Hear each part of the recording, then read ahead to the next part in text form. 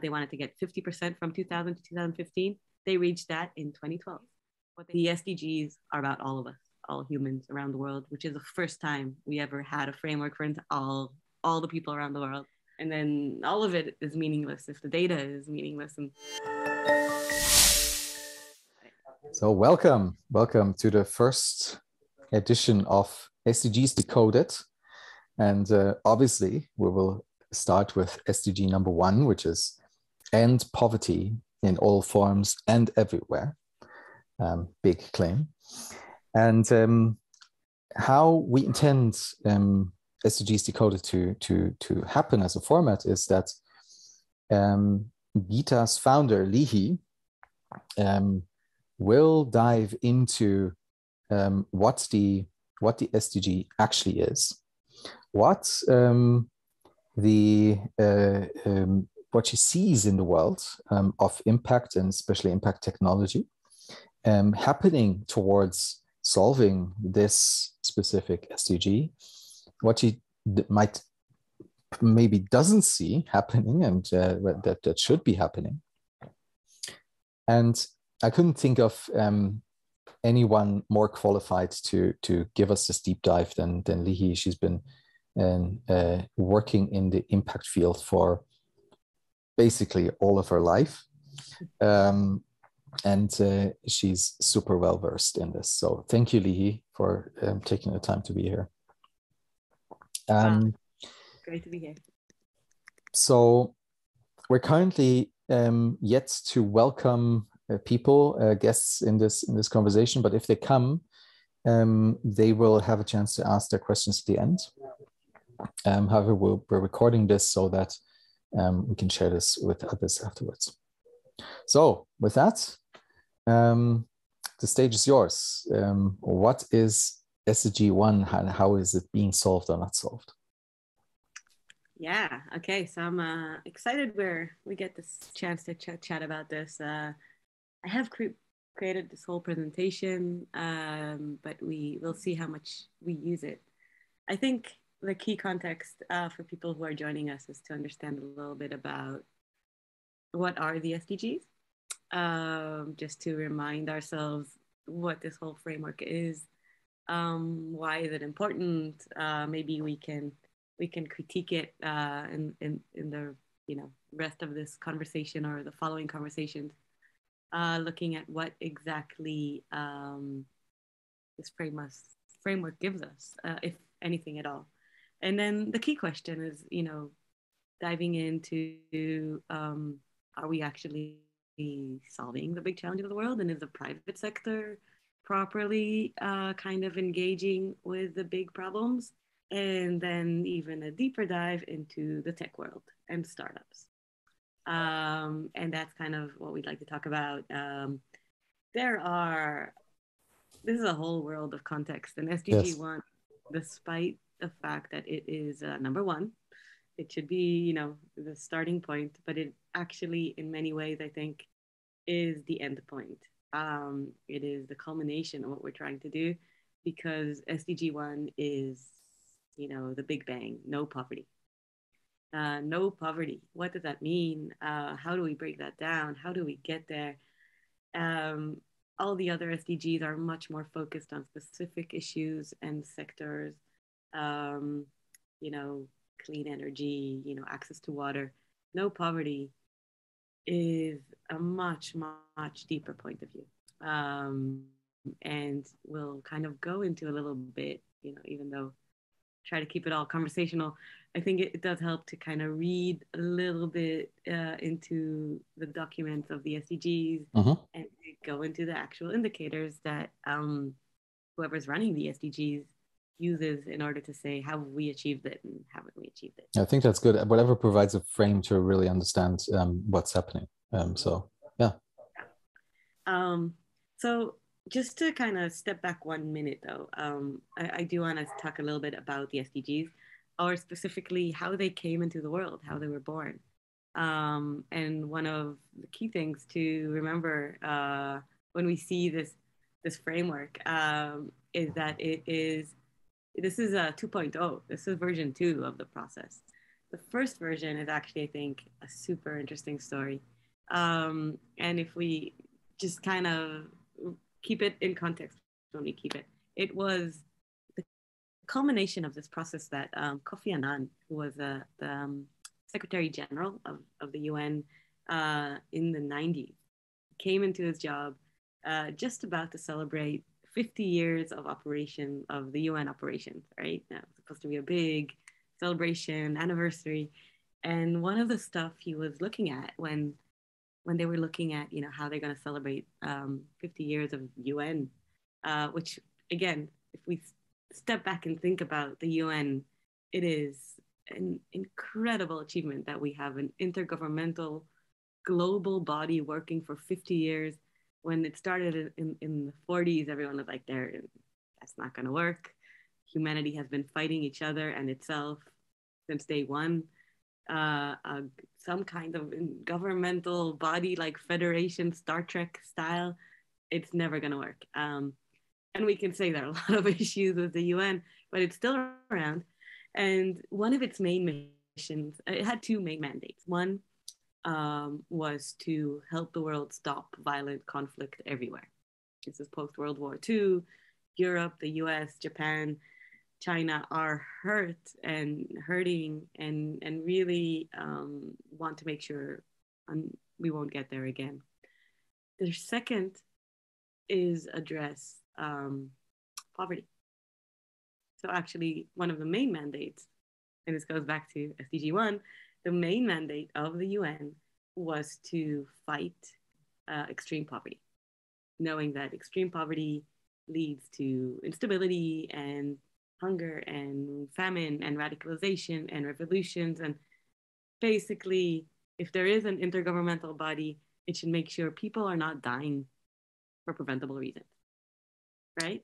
That's, that's conflict, that's war, and it's also just being very, very poor and not having access to food or water. Um, so this is the main mandate. And Kofi Annan comes in the 90s saying, hey, let's talk about 50 years of operation.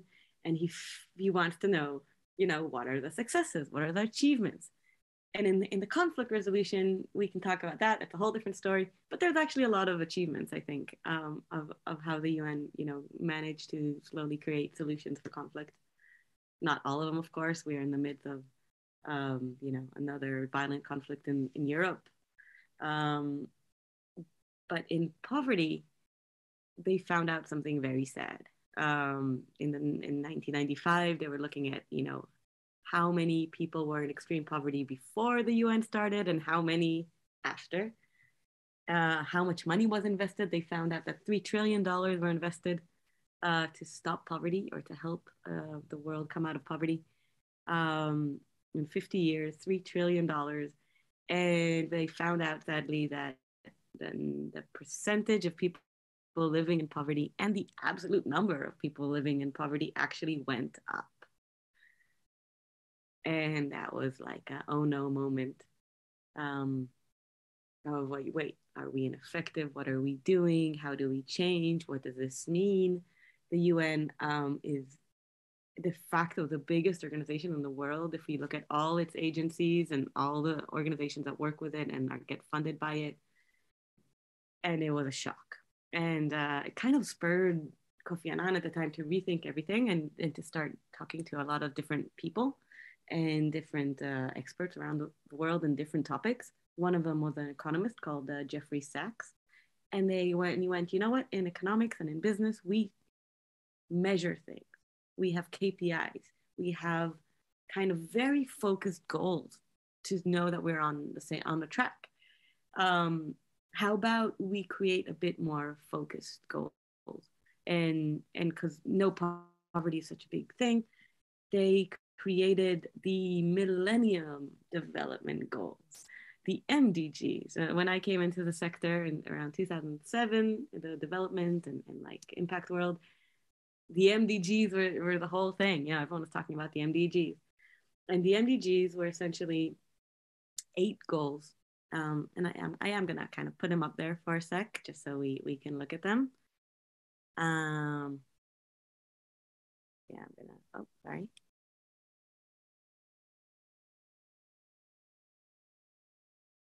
Three. No. Something's not working. It's on full screen, yeah.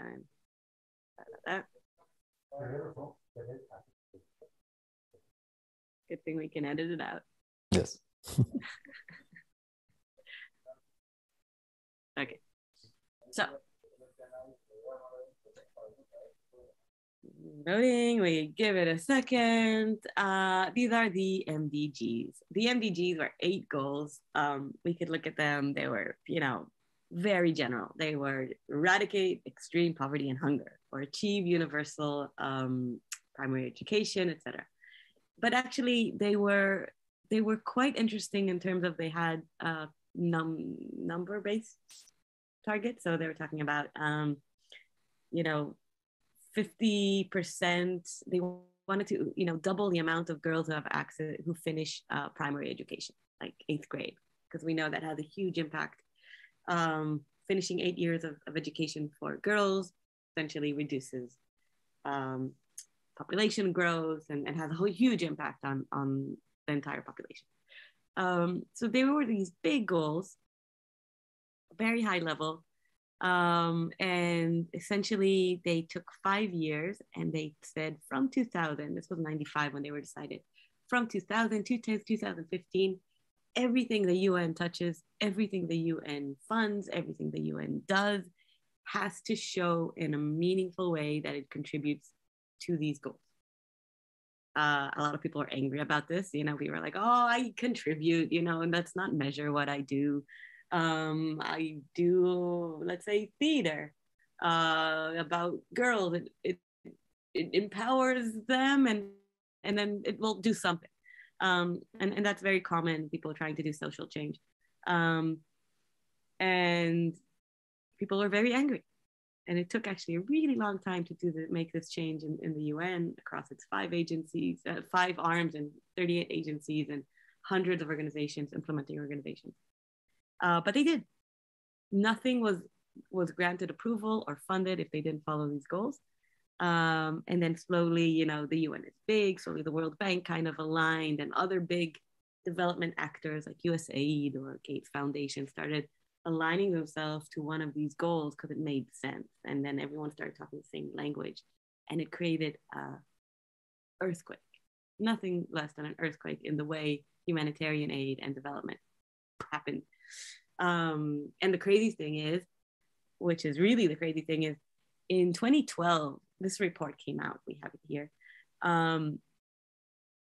It came out, and it analyzed the data and found out an amazing thing happened. In 12 years, 7 of the 8 goals were achieved. These things like, eradicating, or they wanted to halve extreme poverty and hunger, which is an objective line, what extreme poverty and hunger is. They wanted to get 50% from 2000 to 2015. They reached that in 2012. What they haven't done in 50 years was done in 12 years, just because it was focused, goal-oriented, it was quantitative, and there was a lot of accountability about, reporting this. So, all these 7 out of 8 goals, a global partnership for development was achieved later. That's essentially the SDGs. But 7 out of the 8 goals were achieved 3 years before the deadline. And that's when everyone was like, holy shit, we can actually achieve things. This work of development, it can work. And this means something. This is not just general goals we throw out there, which made a big deal for, the next stage. When this report came out, suddenly all the governments and all the key actors around the world were like, wait. So what are going to be the 2015 goals or the 2030 goals? And suddenly everyone was engaged. And I think one of the most interesting thing about the SDGs is it's a product of the biggest consultation process in the world ever happened. So over 5 million people participated in this process. All countries, all regions, companies, organizations, civil activists, everyone who had something to say was all come together and said, what should we be looking at? What should the world aim to reach between 2015 and 2030? And it was a very big thing because suddenly we realized what we put in the second round of these MDGs might actually happen. It matters. It's important. And if we put goals to it, it will, might actually happen. And, another thing that happened, there's a few differences between the SDGs. First of all, MDGs, if you looked at them, they were all about developing countries. The SDGs are about all of us, all humans around the world, which is the first time we ever had a framework for all the people around the world. The SDGs also included, very importantly, and I think we all feel that, the climate crisis. Because if you look at the MDGs, it was just talking about extreme poverty and really development issues, and did not talk about the climate crisis. And in many ways, I think missed one of the biggest challenges humanity faced. And by putting it front and center, and we'll look at the SDGs in a second, there's a lot of climate issues there, really made it more plausible for us as a humanity to deal with the climate crisis, I hope. And then another big thing that it did, and that's when we are kind of going into the SDG 1, is starting to quantify and to break down a large goal like eradicate extreme poverty into sub-targets and indicators, and really making a data-based framework across countries, across different regions, across different issues. And kind of by doing that, made a push for transparency and also a push for private sector to step in. Because the private sector, the way the MDGs were here, let me remind you, the private sector didn't really step in. I got to tell you, I was working in this fund called E&Co at the time, and we were investing. We're an impact investing fund working in developing countries, but we were investing in clean energy solutions for people that don't have access to electricity. So basically, people around the developing world that were off grid and basically living in the dark or on generators and very dirty energy. So we were doing that, and we felt it was really, really important. But if you look at the MDGs, well, we didn't connect to any of the MDGs, and we constantly got, anger about it. We didn't get funding. We're like, yeah, but if people have electricity, they have better access to education and health and equality and a lot of stuff. But you're like, yeah, but it's not, there. Which I think was one of the big kind of issues around the MDGs, that they were just on development and social issues. And by jumping into the SDGs, and here we go, it's infrastructure, it's innovation, it's production, it's consumption. It's kind of looking at the wider range of global human activity, and just taking it so much deeper and understanding where it is and what are the key issues we're all kind of facing. And of course, the development and the human and social issues are deeply embedded. And yeah, no poverty is right there, front and center. But so is energy and water and cities and education, all these different stuff that weren't taken into account. And I don't know if we'll reach the SDG goals, but I'm very curious if we do, and what will happen, what will be the version, the 3.0 version of that. So that's just context of the SDGs and this giant project, and what happened since. There's been $12 trillion invested somehow related to SDGs. We can argue about that. But it's a giant project. And SDG 1, I think, and wait, I'll kind of stop this little presentation. But I think that gives us a little bit of context of what SDGs are. Any kind of things you want to add? No, I would just add some concerns about the framework itself, but I think I'd prefer to go there after the deep dive into SDG 1. Yeah. So let's go straight into SDG 1. So I did write it down, and I think it's helpful to see the presentation just because there's a lot in SDG 1. Let's do that. So SDG 1 is no poverty, and poverty in all its form everywhere. Amazing. I'm sure we'll all sign up to that, but let's see what that actually means. So actually, this is one of the most complex SDGs, and I think it's a good way to learn the SDGs and to kind of also talk about the challenges in this whole framework.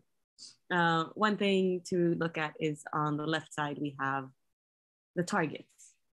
So the targets are like under that big name, you know, the no poverty. We're trying to look at, you know, sub targets that let us know that we reached, you know, what we want. What does it mean? So by 2030, eradicate extreme poverty for all people everywhere, currently measured as people living on $1.25 US a day. That's a whole thing. What does that mean? $1.25. How do they get to that number? Why is it that number? How do you change that number? It's a whole economic process that, you know, could take like 3 courses to learn. But I'll say a few things. First of all, as we know, this was developed in 2015. Today, the extreme poverty line is $1.9 US. There's been some inflation. But the point is, this is an objective line that we kind of realize that regardless of the currency you live in the country you live in, you need this amount in order to basically be able to exist.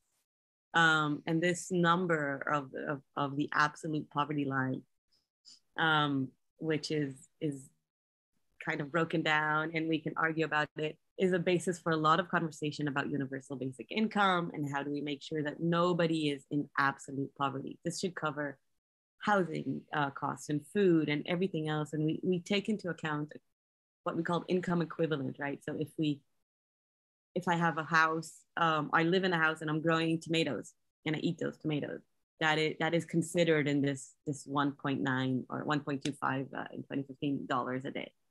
So that poverty line, it's globally understood that living under that is basically unsustainable. You can't survive, which is a whole different conversation about money and how we get there, but that's what we're talking about.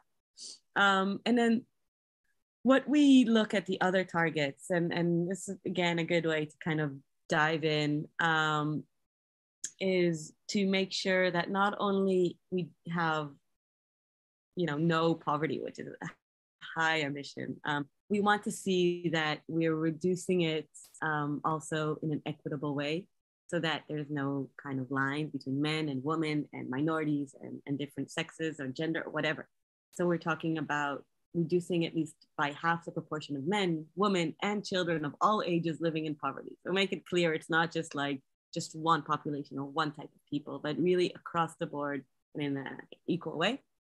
And, you know, the other targets are around like having social services and having actual solutions that will help people to not get into poverty, because we know that governments, by having social protection systems, we can actually get there. Just one more thing, the second part of SDG 1, it's interesting, they kind of pushed it into, is dealing with disaster response. So basically, you know, earthquakes, floods, all that, we are connecting it very deeply to poverty, because we know if someone has gone through a natural disaster or a man-made disaster, but any kind of disaster really, and they have money, they will be okay. But if they don't, they become, there's no other word but destitute, right? They have nothing. They don't have property, they don't have their stuff, they don't have their income, they don't have food, like they have nothing. And so impoverished people are way more vulnerable to disasters. I have a question regarding the first concretization of what poverty, of the no poverty goal, which is in all its forms. what forms of poverty are assumed? So we've so far I've heard financial poverty, Yeah. but and maybe some material poverty, but are there other forms of poverty that are addressed here? No. So Mhm. the no poverty like objective is really the most complex one because it is an end result, right? We look at the dollar sign that people have more or less like that represents what they have. It's not what they actually have. In general, you know, dollars or monetary systems or money is there to give value, more or less value of what we think is important. So it's supposed to signal and symbolize, but we don't have any other way today to do that. And that's why, you know, this whole issue about poverty sparks a lot of debate about moving from a monetary system, having a new money system, having new ways to look at value. But what we look at in the poverty line is if we could translate everything you have or any kind of line of income you're having $2, and we need to do that because the extreme poverty, absolute poverty is taking into account everything you have. Then that would be your dollar sign, that $1.25. But essentially, we don't have in a global way another way to make sure that people are okay and are not destitute. So it's kind of something we use. It's hugely important. We all know money is hugely important, but we haven't yet. But everyone knows it's just a symbol for the really important things. And it's extremely difficult, especially when we look at poverty, because this line is like under that you're in danger. We know that, but how do you not get there when it's kind of connected to abstract questions? I have a sub question to one of the sentences you just said, which is everyone knows it's just a symbol. Who's that everyone that you're referring to? Because I know that not everyone is just seeing as that as a symbol. So who are you referring to? Well, it's funny because it all started with economists, right? And economists are the first ones to say, you know what, we can't tell what is important to people. It just started, but there we can tell that people put money, put dollars, put gold on stuff that they value, and so we will use money as an indicator to show value, even though we know it's not value. So that started like 150 years ago when modern economics started. And I think anyone who is an economist very much recognizes that money is not the objective. It's a means to an end. It's the way we get there because that's what we have right now. But then anyone in the system kind of trying to get by, I think for a lot of people and for you too. I mean, you know, what you're mentioning now, we all know people who money is the objective, that it is the goal, that kind of forgetting that we said, you know, this is a good approximation of what we value. So we'll use it because it's, you know, we can count it, quite clear. And down the line, we kind of got to a lot of people going like, no, this is just what we value. And I think that's a philosophical question going on today, especially with, you know, new ways of currencies and talking about what does you know a global economy need to do. But yeah, you're right. I think a lot of people actually forgot that it's a, you know, that sign in mathematics, not the equal sign, but the kind of almost equal, a wavy equal, which is approximation. It was always, when it was started, there was an approximation, that kind of sign, that money equals value. And then down the line, it became a straight equal. I think it's interesting. Didn't know that. Interesting. Yes. Okay. Yeah. So poverty brings up all these questions. I think it's the most difficult SDG to reach and to measure and to check. What we have in the targets tries to break it down in terms of, it's still abstract targets. What we have in these indicators on the right side is the stuff we can count.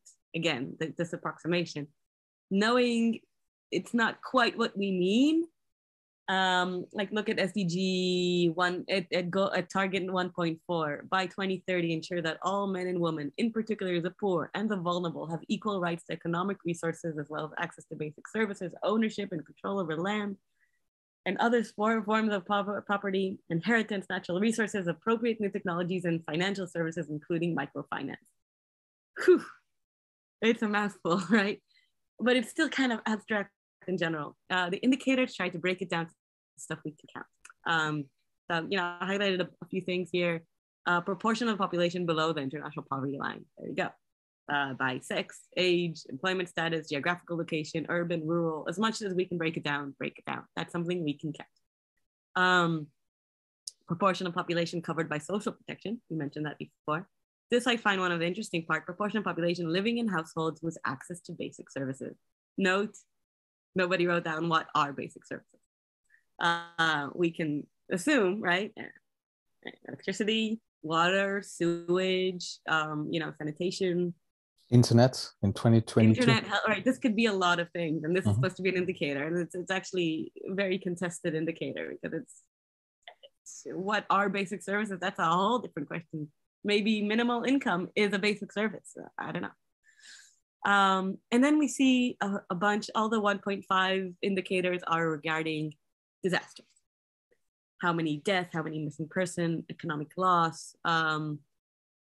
You know, how many countries adopted a natural disaster risk reduction strategy. So, you know, the no poverty actually, half of it is integrated disaster response. I didn't put, by the way, all the indicators and all the targets of no poverty because it would be just a really, really long list, but these are the key issues.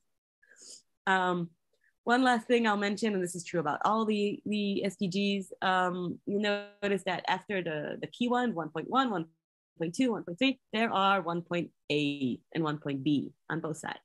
These are the A's and B's that are kind of additional targets and indicators of the SDGs are for developing countries. Knowing that there are more issues and systemic issues regarding developing countries, the SDG framework has a additional kind of thing of developing countries. So that's always that.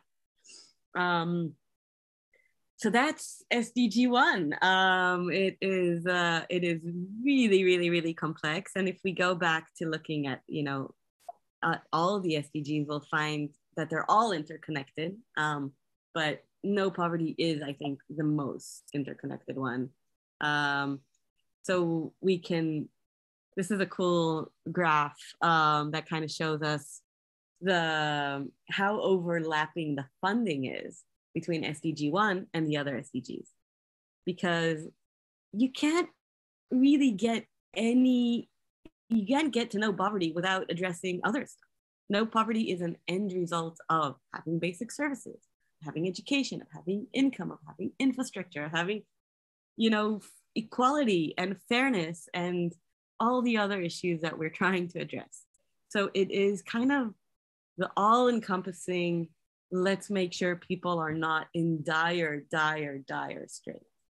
And you can see that, you know, I'll do this for every one of the SDGs we go over, but we can really see how it's connected to the other issues. It also makes our second part of the talk of how much, how do we know that companies and technologies are actually addressing SDG 1 a bit more complex, right? Because essentially you can argue, if you'd like, anyone addressing any of the SDGs is in some way or another addressing no poverty. It's very difficult to only address no poverty, especially if you're just a company. But we'll talk about a few different issues on that side. One more thing about this slide, I kind of like it because I think the SDGs are just like this like jumble of objectives. There are different ways to break it down, those objectives, knowing that despite the fact that we all like frameworks and we all like things to be ordered and, you know, separated, life isn't like that. So everything's connected with everything, and our employment is a result of our education and our background and our culture and our, you know, how much peace and quiet we had while growing up, and a bunch of stuff. Nothing is in our lives as humans, it stands on its own. So the SDGs is this mix, and then there are different ways to break it down. This way I think is quite common one way or another, kind of a little bit like the pyramid, the needs pyramid, the Maslow pyramid of needs, where first there is, you know, land and just physical conditions necessary for life, like water, life on land, life underwater, just the fact that this basic need or basic issues that will allow us to have societies. And the second one is society, and having like, and that's where we put no poverty, making sure our governments and our societal structures are actually fair and they operate in a way that makes sense and they take care of everyone and they're equal and they're just. And the third one is well, some people call it economy. I've seen people call it like fulfillment, or basically being able to thrive. So it's one thing to be able to live. It's another thing to be organized in a way that you can live. And then economy or personal achievements, or that kind of level, again, correlating to Maslow's pyramid, allows us to be who we are, and you know, make our mark on this world. And so essentially, you know, poverty is stuck right there in the middle, but you know, it's very deeply connected both to the part on the bottom, on making sure we have water, we have food, we have energy, and also to the top, because we cannot achieve what we want to achieve if we cannot survive. So there's a little deep dive. Anything you want to just to jump in? I know it's talking about everything at once. But... I like the way you unpack it here in different from different perspectives. So keep going. So really, I mean, we can chat about a lot about, you know, what it means and how we're doing. One thing I kind of jumped over is how are we doing in reaching the SDG, no poverty. This is from 2020. So just so you get a sense, bottom line, way off track. We're not there. So we, when we started in 2015, started the SDG journey, there were 700 million people living below the objective poverty line. Now there are 736.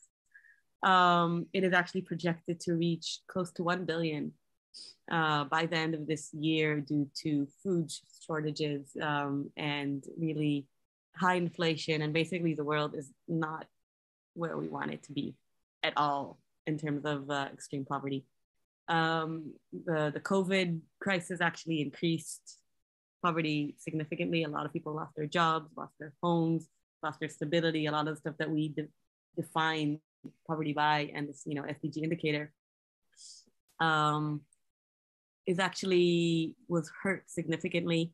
We're now heading, and just in case anyone's listening to this in a different time, this is end of March 2022. We are heading to a global recession, high inflation rates, basic food shortages. So biggest and poorest countries in the world are now announcing that they are facing a very, very serious food shortage. Egypt, there's 100 million people under it, at which the government actually subsidizes bread, has no more stocks of bread, which is a big deal. Yemen with 20 million people are already in the midst of a famine, so there's not enough food. Northern Ethiopia, India is now struggling with getting food. So these are basic things. You know, we'll talk about it with SDG 2 with hunger, but obviously food, access to food and basic services is how we define poverty. I'll mention again also that, you know, this one of the goals was social protection. So that as far as I can tell, hasn't changed much. So in 2016, there was around 4 billion people without any form of social protection or any support from their government to not fall into extreme poverty. As far as I understand, there's about the same amount. I haven't seen like final results, but the last I've seen was about 3.9 billion, which in percentage wise is a bit better because there's more people since 2016, but not good.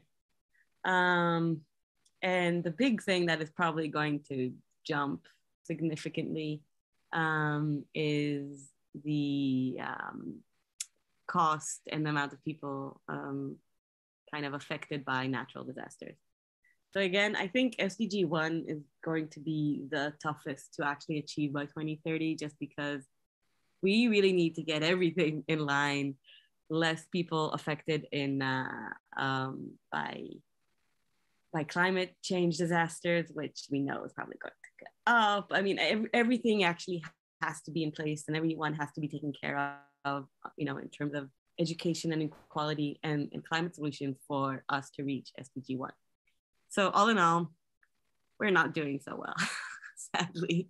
There is a lot more to do. And I think one of the reasons it's hard to do this is because of the complexity of this SDG. On the other hand, clearly, that is one thing we will never put away. We're not going to say, oh, it's not important enough. Maybe it will always be a key priority.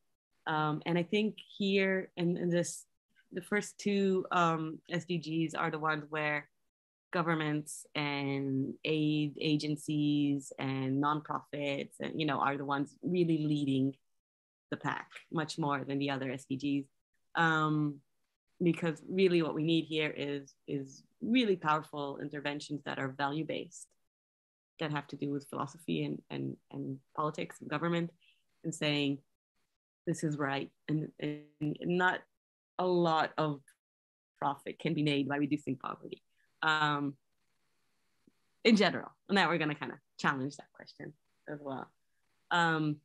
So yeah, sadly, we're off track. Notice that 80% of people that are living in extreme poverty are in developing countries in Southeast Asia and Sub-Saharan Africa.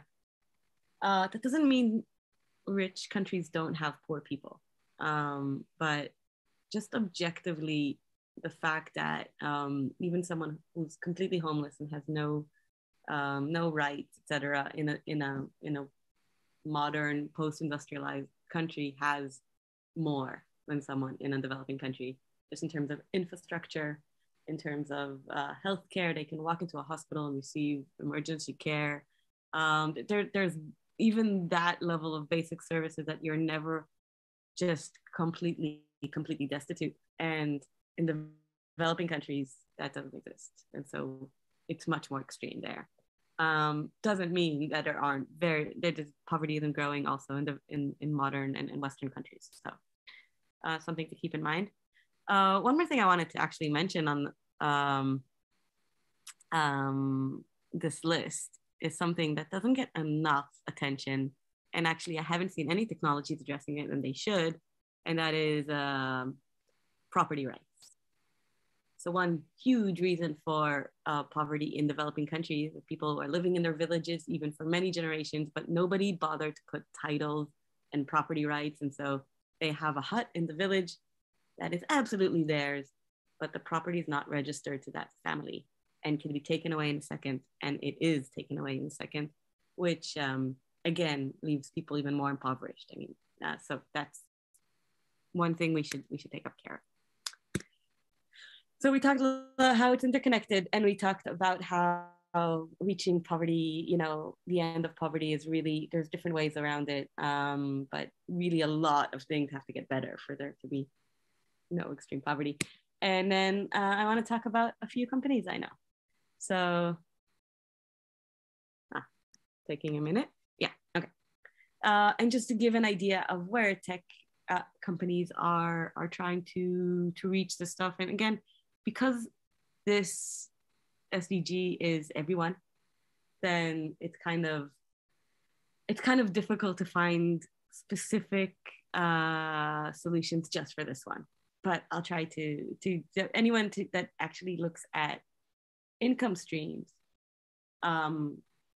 for those, almost 1 billion people living in extreme poverty is really what we would define that. But anyone looking to any basic services for that population, to increase access to basic services, to increase ownership and property and some kind of income level, or savings, increased savings, essentially will be related to SDG 1. But I chose a few that are very, very directly related. One, which I really like, is Banku. It's a blockchain technology that really actually allows to verify your identity and everything you do through blockchain verification, which again might seem a little unnecessary. You're like, wait, poorest people in the world, developing countries, why do they need to get involved with blockchain? Seems like there's a disconnect. But if we go back to that I mentioned, in the end, the property rights or anything that happens really when there is no infrastructure or government, it's kind of lost, which means people are not protected. So imagine a world, and I know most of the people listening are from developed markets. So imagine a world where you do not have an ID number, where you do not have a bank account, you do not have property or an address for your name. And so how do you get paid? And how do you get credit if you want to buy something that maybe will take some time to pay back, something, or an investment in a company you want to make? You want to buy a computer for to be able to set up a business, or for your child to be able to study properly, and you don't have that much cash on hand. How do you do that? You have to somehow prove that you are who you are, that you are actually employed, or you have some way to make employment, that there's no credit lines, there's no bank account. And so BankU tries to verify all that through blockchain transactions. So if you're even working in a field and getting a daily wage from, picking potatoes, that all that is registered, and you can go to someone like, look, I have income. I can buy this. I don't kick me off my land. Okay, I can pay rent. So it actually is really, really focused on, and that's what's interesting about this company. You can take this many ways, but BankU is really, really focused on those individuals that are currently marginalized. And surprisingly enough, it's also profitable because there are transactions going on in this sector. So what's the business model? Because that seems very exploitative in a way. On the other hand, right? So who's paying for this? A flat fee from the organizations that want to pay or want to send money to these people. So they take it from the originator and not from the people themselves as a flat fee to use the service. Okay. But if we think about it, there's about 2 billion people in the world that don't have strong access to financial service, to a bank. They don't have an ID number or passport number or they're not registered in any way, which, sometimes we kind of think, oh, in a romantic way, that's great, not to be registered, not to be followed, not to be documented. But it's actually a huge barrier to do anything, to go to school, to set up a company, to, fulfill any of our ambitions. So these guys, and there's a lot of organizations working with all these undocumented, essentially, people. And so from governments to banks, to anyone who wants to get access, they get their income, they get the payment from those organizations that hopefully have more money. But yeah, it is a question. Interestingly enough, they started only with securing financial transaction, but now they do any kind of transaction. So you can say, I want to, I don't know, give you tomatoes, not for just give it to you, or like have a trade, and that could be registered as a transaction. Any kind of activity we do between people, we can register as a transaction. I went to school in this place and I came every day. So we can register that activity. And so basically it's a way to a transparent and kind of unchangeable way to record our activities and to show it if they have value, to show it to other people. So that's interesting. Very difficult for them to, just a side note, I talked to them once, very difficult for them to market themselves. I don't know if you've tried explaining how blockchain works to people who are like with master's degrees and totally well-read and literate and financial literate, you know, and have bank accounts and have everything, and try to explain how blockchain works. And it's complicated. So BankU has a very hard time explaining what they do. Where are they active? What's their markets? I think they were founded in Ghana, to my recollection, but I know they're working now a lot in India and all over sub-Saharan Africa, so developing countries. Okay, quite significant. Yeah. Yeah, very interesting. Another cool company that is just doing stuff that we wouldn't even think about, but does actually address poverty, is getting paid as you go. So this is like an app that allows payment immediately. Most of us, when we get paid wages, we get it, you know, in the end of the month. Imagine again, you don't have a bank account, you don't have a credit card. That income mismatch can cause actually very extreme cases of poverty. Like if your rent has to be paid the day before, how do you do that? Where do you keep your money, like under, you know, under your mattress? Like what do you do? How do you do that? And so WageStream essentially works with employers to say, you know, we will say how much this person is going to pay, and we'll allow them to get mobile banking. They started in Kenya. Will get their income through an app on a phone on a daily basis. Which again sounds like a small thing, but it's huge, and it allows actual financial activity and all the different issues that allow us, that financial access allows us without any of the infrastructure that we need to do that, and to be under the banks, etc. So they are pretty cool. And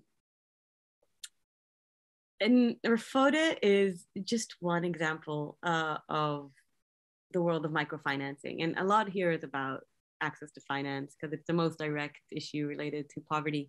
Microfinance, if you guys know about it, it's just, again, addressing the financial gap that we have today, that a lot of people don't, in developing countries, don't have access to financial services. We mentioned a few times. Microfinance allow these small loans and basically allow people who generally are excluded from all financial services to get savings and credit services. And it's a giant sector. There's today like trillions of dollars in this space. I won't talk about it so much. And it used to kind of be lauded as an you know, a kind of band-aid solution for poverty when it just started. Muhammad Yunus, who brought this into our eyes, got a Nobel Peace Prize for setting up the structures.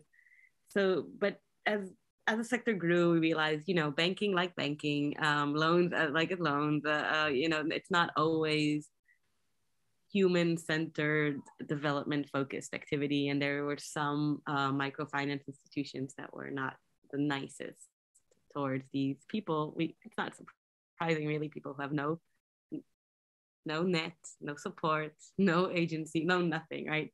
Then what happened if they don't pay back their loan on time? Well, we had stories of MFIs sending, well, you know, thugs and bullies to get the money back, you know, very high interest rates. But not, and the whole issue of microfinance kind of got jaded. It doesn't mean that all microfinance institutions are like that. And there are a few that really put it on their key issue to address extreme poverty. and Rafode is Kenyan or like East African MFI. And they really, really, really look at those, we call them in the industry the but for, but for us, no one will be able, this person will not get a solution. Like, but for us, this won't happen. We won't go for the low-hanging fruits. A lot of, people, farmers who maybe don't have a bank account, but they have a lot of income. We're looking at the edge of the spectrum, people who really don't have any other solutions, and they focus on them. I like to put in that they are self-reportedly mission-driven. They try to implement principles of empathy and integrity in their activity, which show me one Western bank that does that, not just said that, but they really do. And I think what's interesting with them is that they know that they're in a high risk kind of population, especially as inflation goes and more disaster happens. So they supplement their income with grants and working with development kind of agencies. So part of their business is super profitable. Part of their business they know might be a bit, more risky. And so in advance, and the extra activities that they do to really give support for their borrowers is kind of financed by other forms of income. And so people kind of say like, well, are they a successful business? They are, because they find, subsidies to do their other activities. Whoever thinks that's not business should wonder if any oil and gas company is a real business, because they are all subsidized. And many companies, benefit from subsidies or from government grants. So I would argue the fact that they're addressing poverty is a huge issue. And if they need additional income from more sources, that's fine, So those are the three ones I wanted to highlight. There are, a lot of different kind of companies that we're probably going to get to down the line regarding increasing access to basic services. So access to water, access to energy, cook stoves, or different kind of cool stuff like that going on. But we'll get to them when we go over the other SDGs. And I have a lot more, but I think it's a good chance to just chat. Okay. So very grateful, first of all, for that really good insight into the history of the SDGs and the positioning of SDG 1. I think that's super important to understand. And it also both stories, the evolution from the single mandate or the dual mandate, peace and no poverty, to the MDGs and then to the SDGs, raises the question whether that word that you used very often, complexity doesn't explode with the increased number of goals, right? So is it possible that by more than doubling the number of goals, the complexity between them goes quadratic and therefore potentially impossible to handle? So that's a question generally about the SDGs, but also, and I think that's highlighted in the no poverty massive complexity. The underlying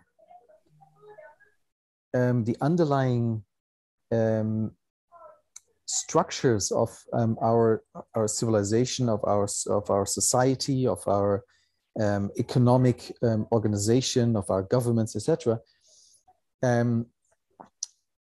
are interlinked in such a way that if whatever emergences come out of those interlinkages are not positive, that constitutes an interpolar trap, multipolar trap.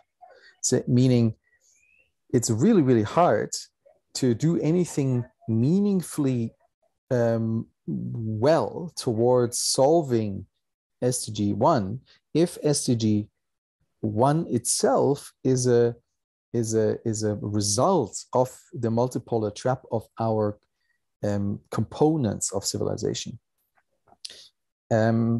So I know these are two massive questions, but I know who I'm talking to, so I dare to ask them.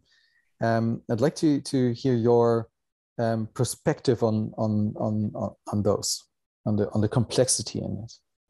Yeah, so I'll address the first issue, and a lot of I've heard that a lot of times.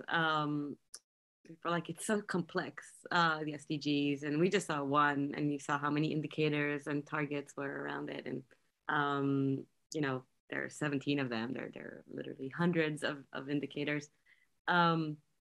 Is it even worth something, or is it even possible with this kind of complexity to reach anything? And I would argue we as a civilization and as humanity deal with a lot of complexity. You know, try to understand blockchain, you know, for that matter, and how it works. Although specifically, it's a simple process, it's a simple idea, but you know, there's a lot of complexity. There's a lot of complexity in chaos theory and in all our digital activity and how the internet works, how the global economy. But there's a lot of complexity in each family. So there's a lot of complexity everywhere, and we manage. I'd even argue, and I think we had this talk. Oh no, there's a great TED talk about this that I think is worth watching, which is showing that while we in our brain we strive for simplicity, actually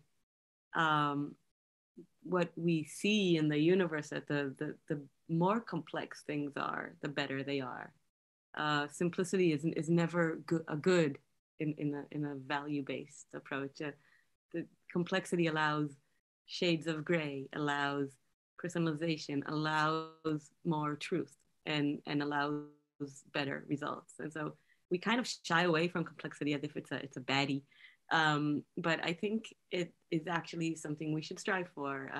And there's strength in that complexity. There is an ability for each one of us to find our own way, each type of intelligence and types of personality to navigate, and it's not a one size fit all. And it allows multiple objectives, and it allows, you know, all of us to play in one game. And yes, it's complex because we are complex. Just one human being is complex. Just our mind, our brain, the way it functions is complex, and that is a good thing. If our brain was a simple machine, we wouldn't be able to have this conversation on the internet, on a computer. Yeah, right? so I want to build on that because our bodies are complex, they withstand a certain amount of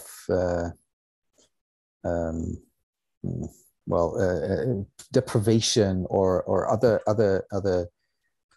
strains.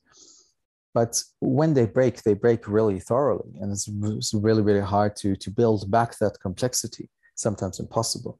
Yeah. And I see that as a potential problem with that organization model that we're running right now on the planet. Yeah. And so, how does how do you see that being consolidated in the SDGs or in the action towards solving the SDGs? Yeah, so you know, that was one side of the complexity that we shouldn't, you know, say if it's complex, it's impossible. You know, that's the one thing that I hear, like, oh, it's so complex, we'll never reach it. And I'm like, well, we've reached complex stuff. We've created machines that fly to space. You know, we can do it. The fact that it's complex doesn't make it impossible. What you're asking is that if it's complex, does it make it more vulnerable or less likely to be achieved? And I would say I have a lot of criticism around the SDGs, and we didn't even talk about the key one, which is the data. It's all about data, and there's a whole mess around the sources of the data, consistency of data, and quality, and then all of it is meaningless if the data is meaningless, and that's a whole different question.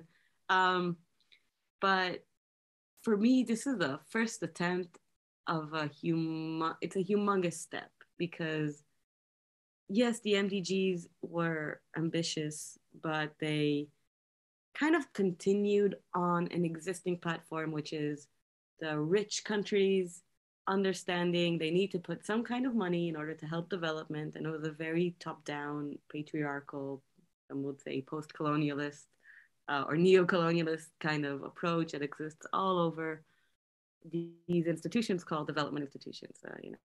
UN, World Bank, all the DFI. Like, this is a whole network of organizations working from, post-industrial economies to pre-industrial economies, more or less. And that is a topic of its own. And the MDGs kind of just framed that. The SDGs did what has never been done before, looking at humanity as one. Doesn't matter what country you're from, what color you're in, what you're dealing with, what your issue is, what your gender is. For the first time, we're looking at humanity as one thing. And yeah, there's that A and B additional like annexes in the indicators that are addressing developing countries, but besides that, it's just everywhere, across countries, across regions, across people, across languages, across everything. These are objectives we all strive to be. And as a first attempt, it's not bad, but it is a first attempt to do something that is very grand. And just to address the one thing that I think you're referring to is, and in general, the UN and the global institutions that we have miss is an ideology, is an aspiration of the good society. Besides the reduction of preventable death or harm, which we all agree, well, most of us agree, that is something that we would like to do, reduce as much as possible death, pain, suffering that we can. That is the only moral and value basis that all these global institutions offer. There is no, what is the good society? What are we striving for? Not only what do we want to reduce, what do we want to increase? Is money the way to go? Can we even reach no poverty under the current economic systems? Like, that is untouched.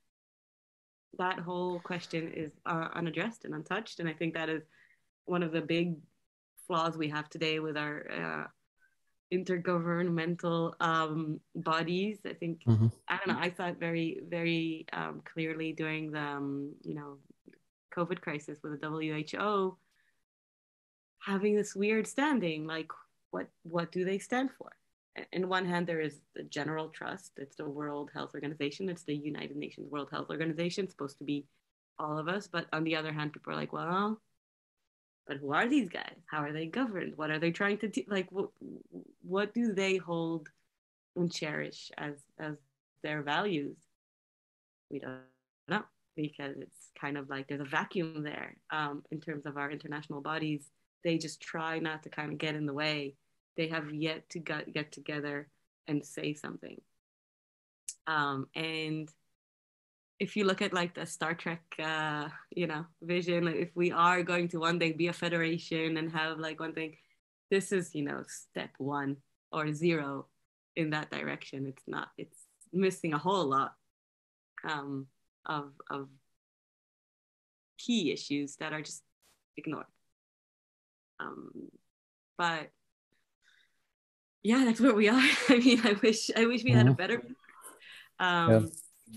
And but within that, I mean, so we agree that this, you had a beautiful description of the agreement on that money is an abstract idea of representing complex configurations of value, and we agree that there's something wrong if a busload of old white men have the exact same signaling power as half of the planet. in in a market economy, there is no way that the market cannot fail in a situation like that, because the signal inside of the market will be off. So, and I think everybody tends to who really deeply thinks about these issues tends to agree with that. However, there doesn't seem to be any way out, because we're so trapped inside of a very specific system. Now, the hope could be that through a framework like the SDGs, we start seeing action that starts breaking multipolar traps on several levels of that chain, in order to weaken the bigger civilization scale multipolar trap that then allows us to open this, which is, I think, the understood common goal of humanity. Nobody wants to exploit, or hardly anybody wants to exploit. It's a function of your situation usually. So to phrase that as a question, do you see that the action inside of SDG 1 is helping solve for breaking the multipolar trap on a larger scale? Yeah. In the SDG language, SDG 10, which is reduced inequality, or the different issues that we addressed. You know what? I think it's very rare, I think, for people to address SDG 1 on its own. It is usually paired. I actually found this great article that I'll share here in the chat, and maybe people will want to check it out, regarding, exactly kind of what it's called, the boom and gloom of the SDGs. And I think it's a good point. But I think I really do think it is the most complex of all. I think we can reach SDG 2, which is no hunger, more easily than no poverty. Yeah, which we will talk about in our next session. Exactly. We can reach even less inequality